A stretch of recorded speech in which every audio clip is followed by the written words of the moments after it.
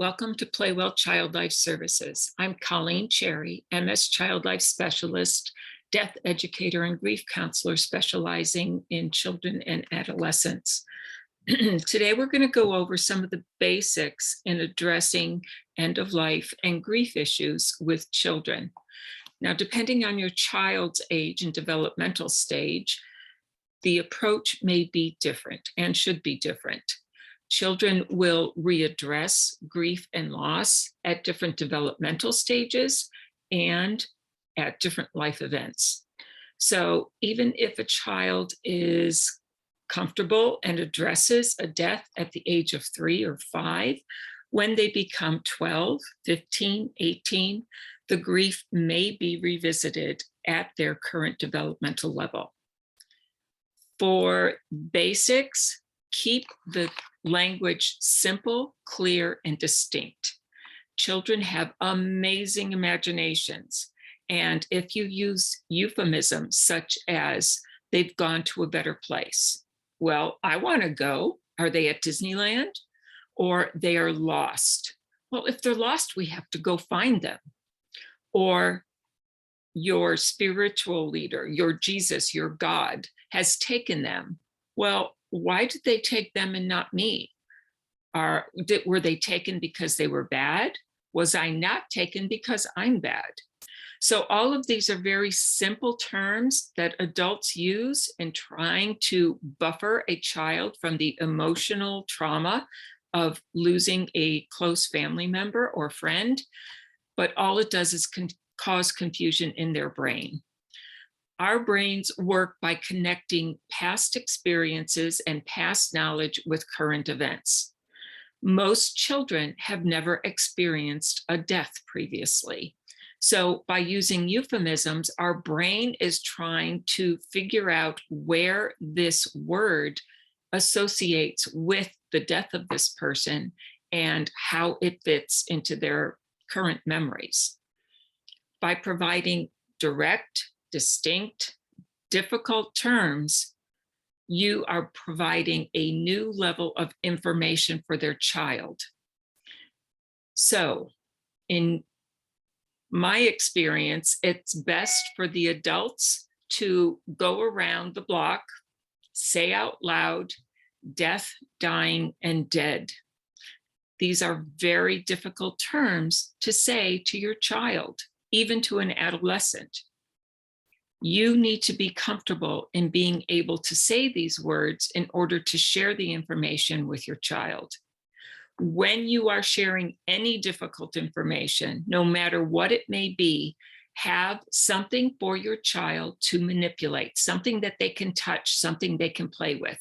It can be as simple as crayons and a piece of paper, a piece of modeling clay, building blocks, their favorite stuffy, anything that that child can play with while you are giving this information. Do not expect the child to be sitting still and looking at you while you are sharing this information. They get to learn by exploration. As you are telling them this information, they are not being rude or impertinent by not sitting there and watching you. They are trying to figure out what this information means to them. They are trying to figure out where this information is going to be placed in their brain, in their memories. So giving them something to do while you are sharing this information is most critical. They are going to want to ask questions. Some of the questions are going to be very difficult. Sometimes they're going to ask the same question 16 times in 5 minutes. They need to readdress and reassess this new information and try to figure out where to put it in their brain.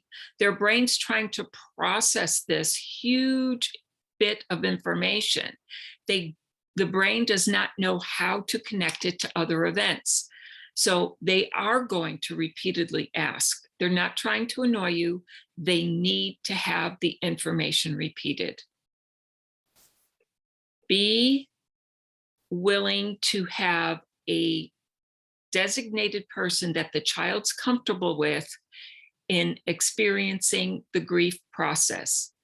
So from end of life to viewings at a funeral, to a funeral mass or service, to a memorial of any type, that child needs to have one designated person that they know that they can go to if they become overwhelmed.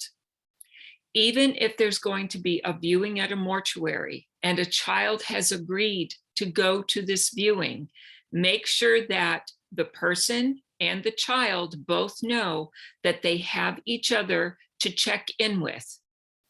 For a mortuary, have them have a designated area where your child and other children who may be attending have a place to go to play. Play, again, is not an insult. Play is how these children are experiencing, exploring, and defining this huge major life event. Having the ability of other kids to come and play with them gives them the opportunity to have a normalization of the death, to have the opportunity to share information with other children, for other children to share the experience with your child. So using play, their primary language, as a means of coping and information is critical to how your children is going to navigate this major trauma. Be ready to share your grief with your child. It is not a sign of weakness. It is not a sign of confusion. It allows your child the opportunity to experience their grief in a very emotional, very baseline method.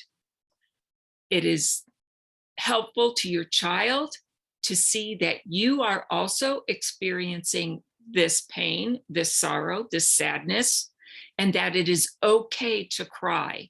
It is okay to feel angry at the disease. It is okay to feel angry that the person isn't there for us to hold anymore. It is important for your child to see your grief and your sorrow and know that it is okay for them to experience and express it just as you are modeling it for them. During the service, during a burial, during a cremation, again, make note of who that person is that your child can go to. Have a place, a space, a game plan. So even if your child says they do want to experience the viewing, they do want to experience the burial, they do want to experience the memorial, they may become overwhelmed and not know what to do. So you pointing out exactly what this experience is going to be like. What is a viewing? A child doesn't understand that. What does dead mean? A child doesn't have that vocabulary yet. This is the information that you need to provide to your child. So let's go through the basics. When someone is dying, that means that their body is slowly shutting down.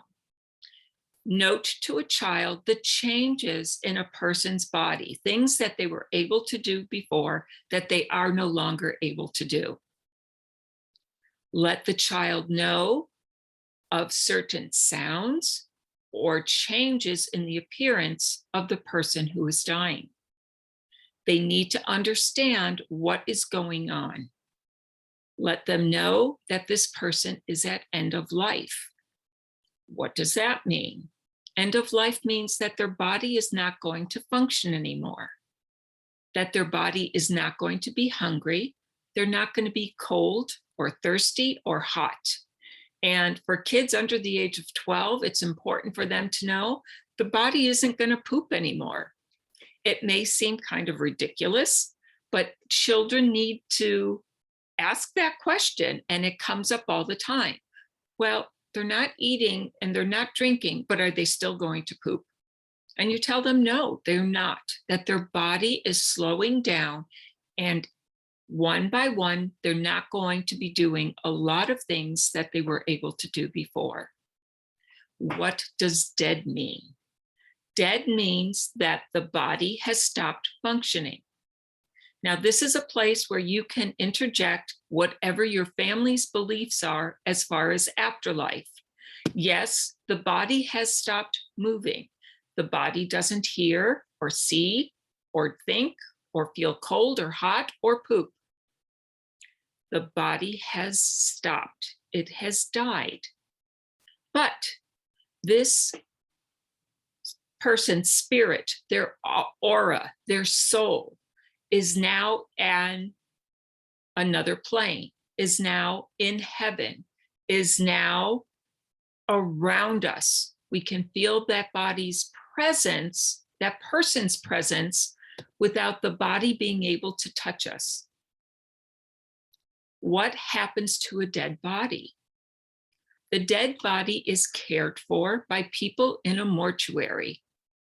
They specialize in taking care of a person's body when it has stopped working, and they will take care of it according to what our family wants.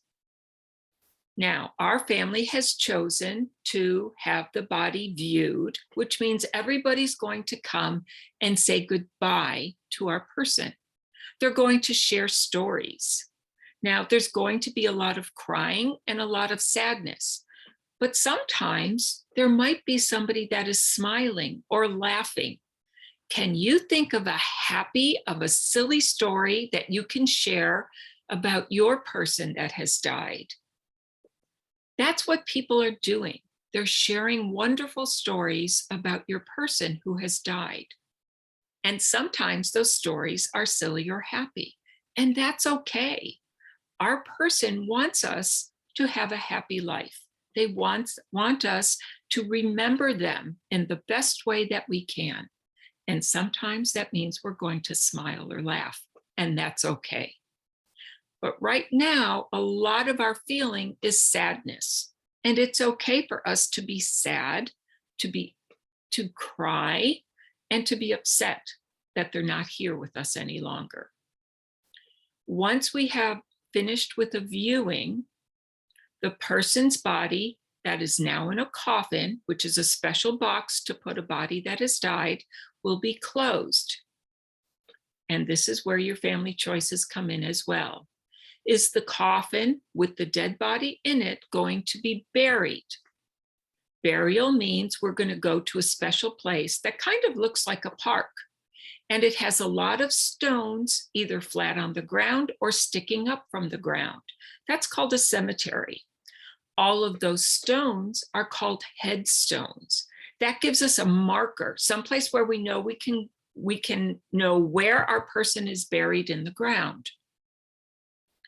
Is the person going to be cremated?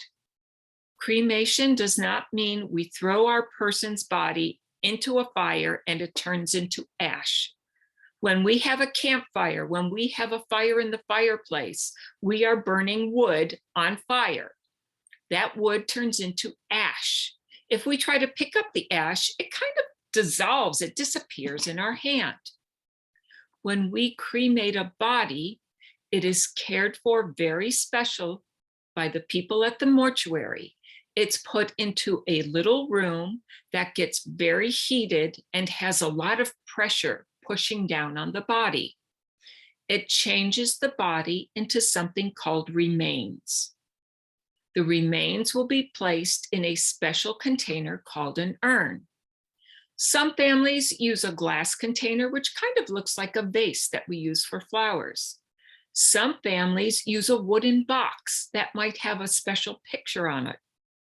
Some people use a metal container to put the remains in. The remains can be shared in a locket or a special kind of teddy bear that you can ask your mortuary specialists about. The remains may be buried also, just like a coffin at a cemetery. Remains can be buried at a cemetery. Remains are often kept by family members, so that urn, whatever it may look like, may be held in your family and put in a special place. The remains stay forever. The body and the coffin buried That burial place will stay. And it gives us a place where we can go and share our stories with our loved one who has died. Now, a memorial may look like a paddle out, where we go to the beach and we spread the remains at the beach. A memorial may be where we spread the remains at a special place, someplace that was special to our person and to our family. So the memorial may look like a lot of different things. The memorial usually has a picture board where there's lots of pictures of the person that we love.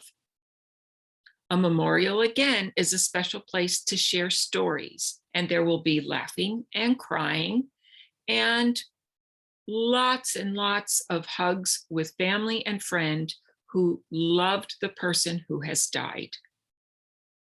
Now, even after a coffin has been buried, even after the remains are placed wherever they're going to be, that doesn't mean we stop communicating with the person who has died. We have lots of different stories, lots of different things we want to share with that person, and there are many ways to do that. One of the simplest ways is to say good morning to a picture of our loved one, and in the evening, to share stories of what has happened during the day with our loved one to a picture that is at bedside. We can also keep our loved one close to us by having your child pick out a piece of jewelry, an article of clothing, something that reminds your child of that loved one. That child can then sleep with that article, have that special something with them as much as possible. And that helps your child grieve your person. It is important for you to remember as the adult that when your child is having a hard time at school, when they're having some behavioral issues, when there's been a major change in how they go through life, a lot of times we want to say, oh, don't be lazy, get your homework done. Oh, why are you acting so weird? Stop and ask your child, are you having a thought? Are you having a memory of the death of our special person? A lot of times they may not recognize it immediately, but by you addressing it and bringing it up to them, it may click that I'm having a hard time with this because I heard something on the news about people dying. I heard a teacher or someone at school talk about someone who has died. I heard something at school where a mom or a dad were having a special event where a mom or a dad needs to be present, and my person's not going to be there. So there's a lot of life events that are going to trigger emotional change in your child, and you need to be able to remember that their behavior changes aren't just because they're being a goofy kid or being obstinate. There may have been a significant trigger that is making them revisit that death. These are a lot of quick little helps and prompts for you to address death with your child. There are many wonderful resources available through the Dougie Center, dougiecenter.com. Dougie Center has been around for many years, helping families address grief and loss for children. The other resource is the National Alliance for Children's Grief, NACG, and their website is childrengrieve.org. There are many resources available on both these sites that will help you tend to your child during the grief process. The grief process is not a limited time issue. There will be sounds, songs, there will be food, There will be certain events that will bring about the re-grieving of the loss of your loved one. This will not only be present in your child, it will also be present for you. Address this with your child. Say, oh, Mother's Day is coming up. Mom's not going to be here. What's a special way that we can remember Mom? What's something special that we used to do that we may want to do again? There may be something new that you want to do because those old practices are too overwhelming. Holidays. What was your person's special holiday? What was a special food that they made for the child? These are all ways that we can stay connected and help share our grief. I hope this was helpful. My name is Colleen Cherry, Child Life Specialist, Death Educator, Grief Counselor for Children. playwellchildlife@gmail.com if you have further questions. playwellchildlife.com is my website. I hope this was helpful. Take care.